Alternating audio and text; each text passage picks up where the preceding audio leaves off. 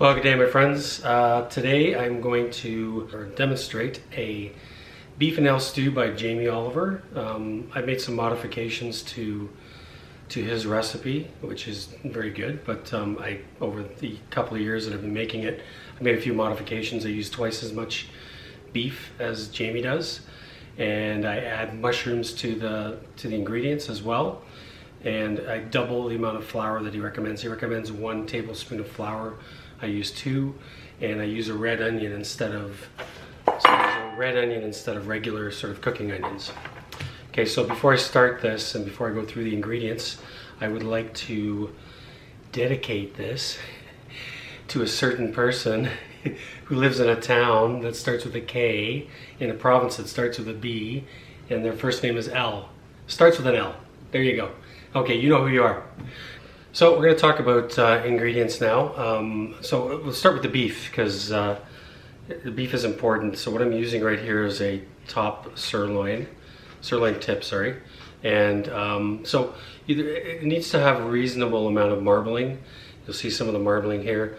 I have used like a pot roast cut as well, or anything shoulder cut or something that has some good marbling and good pieces of fat in it. This piece is actually a little lean for my liking, but it'll still work out well.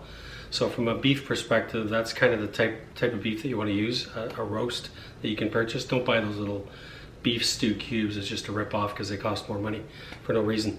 So that's what I do in terms of beef.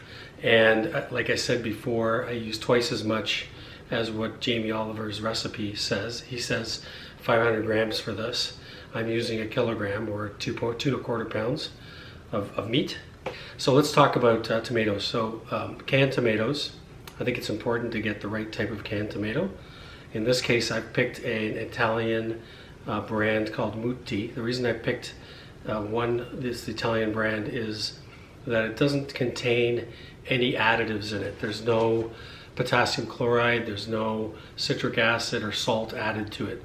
So that's important because I think the potassium chloride is added to these kind of vegetables to kind of keep the shape of the vegetables. So in this case, it's the tomatoes themselves, but it gives them this rubbery consistency, and I just don't like that. I think it's not necessary, and you know, a lot of the canned carrots and things like that, you'll see it'll say that so they don't go to mush. But the thing is, I'm cooking these, so I don't care what the shape is. I'll be cooking them. That's the first reason. Second reason is this.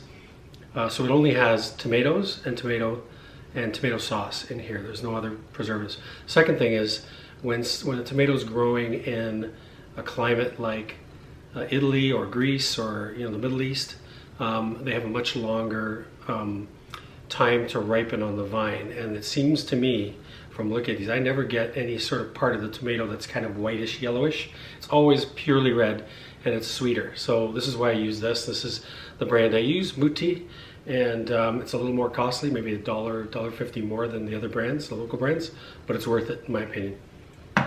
Okay, third thing is for this one, Guinness draft. In my case, I'm getting the stout draft, but you can use ale as well. So it's a 500 milliliter can. Like I said, a nice red onion, a large red onion like this. 2 stalks of celery. And then 2 large carrots, or in my case, I'm using these smaller sweet carrots. So I'm using like 5 or 6 of these to make up the size of 2 main base carrots. And then salt, as usual, we need some salt, but we'll talk about that later. And 2 tablespoons of flour. And then mushrooms. And I've got about a dozen or so mushroom caps that are about, I don't know, what's that, like 1.5 inches, 2 inches diameter, or like 4 centimeters diameter. And so I'm going to use these as well.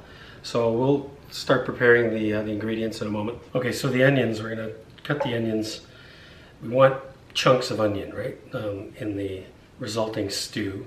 Some of it will melt in, but some of it will still retain its shape and size. So I'm going to take this, I've halved the onion, and I'm going to cut it into 3. This way, okay? So I've cut two slices into it, and then we're going to do about 1 inch or 2 centimeters of a piece like that. 2 centimeters, 2 centimeters, okay? So we'll do that, and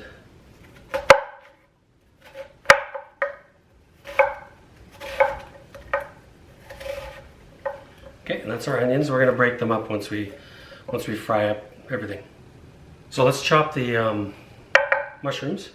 So because these mushrooms will go in for 3 hours in the oven, this thing takes 3 hours in the oven, we want to cut these not too small, because if we cut them small, they'll just dissolve into the stew and you won't see them at all. So depending on how you like it, I personally like to quarter them.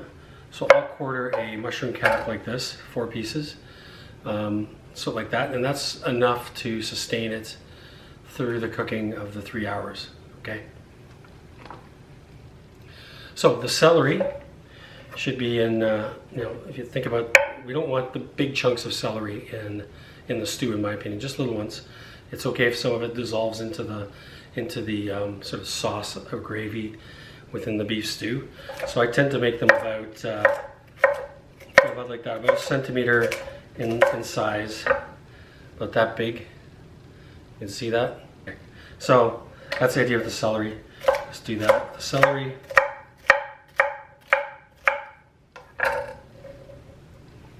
So with the carrots, you'll do about the same, approximately, you know, kind of like a 1 centimeter around in this case. If you have a larger carrot, if you're using the regular large carrots, then you may want to cut those in half first and then dice them like this. So approximately about a centimeter or half an inch in size like that, and that gives you still some nice carrots in the stew when you're eating it, but it dissolves some parts of it as well. Next, let's talk about the beef, cutting the beef. I'll put this piece of beef here. What I'll do is I'll just cut it down the middle, and then cut it another quarter. So it's basically going into 4 quarters. So you get a piece like that. You can see the size of it approximately. And I'll take this piece here and I'll cut it into cubes. So let's do that.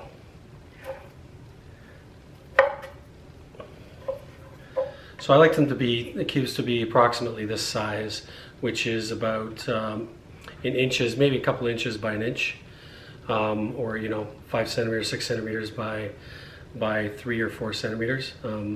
So that's the kind of size generally. It can be a little small, a little bit bigger, but for 3 hours in the oven, that's about the right size in my opinion.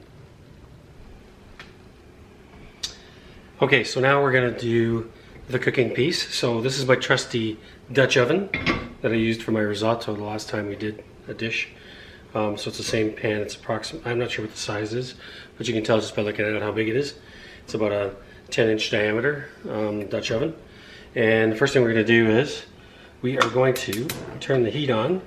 As I mentioned the last time, we need to add the oil in while it's heating up. So Jamie Oliver says 2 lugs. I'm basically just doing coating of the bottom of the pan. So I'm coating the bottom of the pan with olive oil. So that's there like that. And the next thing we're going to do is add the vegetables that we had cut earlier. Okay, so that's the onions, the carrots, the celery, and in my case, we're also adding the chopped mushrooms. I wanted to mention one other thing later on when we add the tomatoes in. So Jamie's recipe says 500 grams.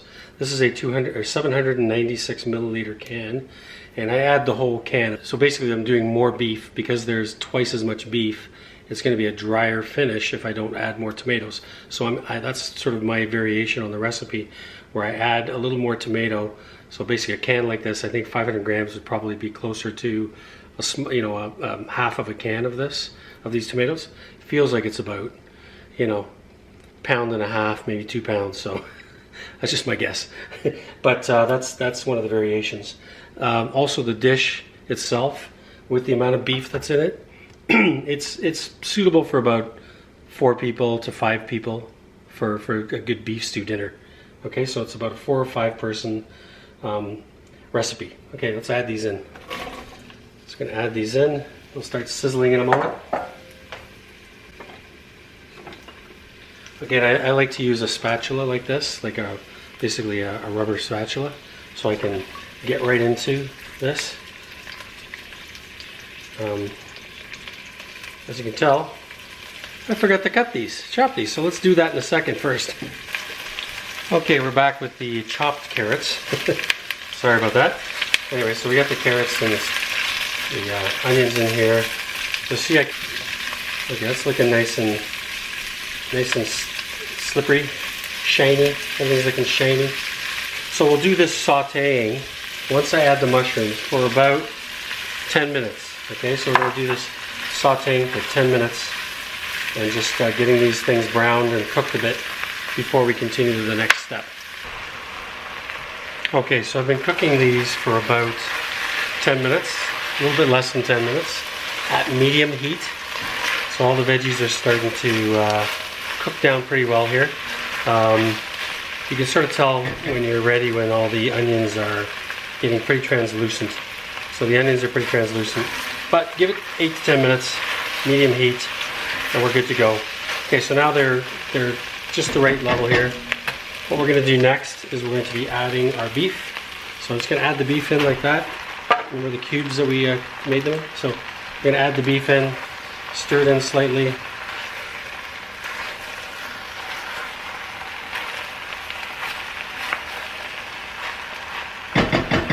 Okay, now we're going to add our tomatoes. So what I do with the tomatoes is I go like this. As they're going in, I'm going to crush them up like that, break them up.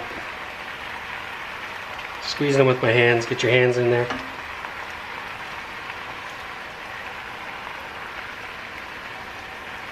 Break them up with the hands.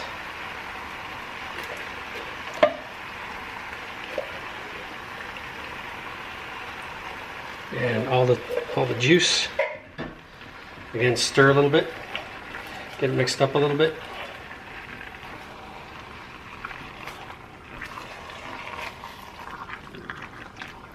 Okay, it's getting pretty full here, right? Yes, it is. Okay. So, next thing is the flour. We're going to sprinkle on the flour on top like that. So it's about 2 teaspoons of flour. Or sorry, 2 tablespoons of flour. And because I found that 1 tablespoon just wasn't enough. So I'm doing 2 tablespoons of flour. It'll help, it's a thickening agent, so it'll help thicken the stew at the time. So the next thing is we'll put some salt in. So I just do like what's probably about a half a teaspoon to a teaspoon of salt at this point. Because later on you can season it to your liking after it's cooked. So it's starting to boil a little bit here. Now this is the fun part. Open up the can of beer. Start to spray out. Okay. Okay, we're gonna pour this baby in. The whole can. It's a full 500 milliliter can of Guinness. So you can use the ale or you can use the stout draft, which is what I'm using right now. And it's filled up pretty close to the top. Okay, again, a little stir. Just get things moving. Not much more though, you don't need to do much more. So now it's basically where it is. We're gonna wait till it hits a boil, which is pretty close to now. So you can see it's starting to sizzle. So I think that's pretty close enough anyway. And we'll shut off the element, put the lid on. And now this is gonna go in the oven for about 2.5 to 3 hours. Okay, so the stew has been in for 3 hours. And we'll take a look here. See, it's a little sizzling. It's still a little wet for me, but actually it's pretty good. So this will dry up a bit in a while as it sits in here. You'll see the pieces of beef here. If I try, they just fall apart.